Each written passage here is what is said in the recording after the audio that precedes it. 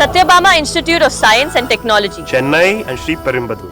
கடலூர் மாவட்டம் முழுவதும் பல்வேறு கோரிக்கைகளை வலியுறுத்தி வருவாய்த்துறை ஊழியர்கள் வேலை நிறுத்தத்தில் ஈடுபட்டிருக்கிறதுனால அத்தியாவசிய பணிகள் பாதிக்கப்பட்டிருக்கு.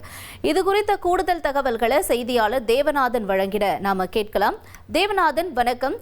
என்ன கோரிக்கைகளை முன்வச்சு இந்த வேலை நிறுத்த போராட்டம் அப்படிங்கிறது ஈடுபட்டிருக்காங்க? மேலும் நிலவரம் என்ன தேவநாதன்?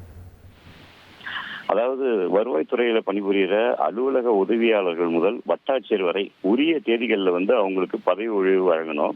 சிப்காட் நிலை எடுப்பு பிரிவுல உள்ள முதுநிலை வருவாய் ஆய்வாளர் பணியிடங்களை உடனடியாக நிரப்ப வேண்டும். அதே போல பணி மூப்பு பட்டியலை ஒவ்வொரு வருடமும் வெளியிட்டு அதனை அறிவிப்பு பலகையில ஒட்டிட வேண்டும்.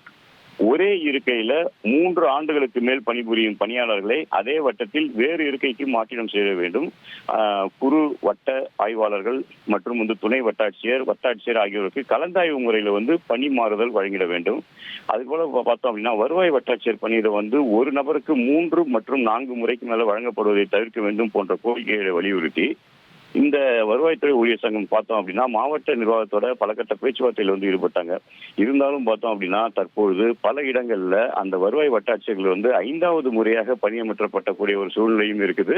இதற்கு கண்டனம் தெரிவிச்சுதான் தங்களுடைய கோரிக்கைகளை வலியுறுத்தி இன்று கடலூர் மாவட்ட ஆட்சியர் அலுவலகத்துல வருவாய்த்துறை ஊழியர்கள் அனைவரும் பார்த்தோம் அப்படின்னா ஒரு காத்திருப்பு போராட்டத்தில் ஈடுபட்டிருக்காங்க. இதன் காரணமாக வருவாய்த்துறை அலுவலகங்கள் பல்வேறு அலுவலகங்களும் தற்போது வெறிச்சோடி காணப்படும் நிலையில அத்தியாவசிய பணிகள் பாதிக்கப்பட்டிருக்கு.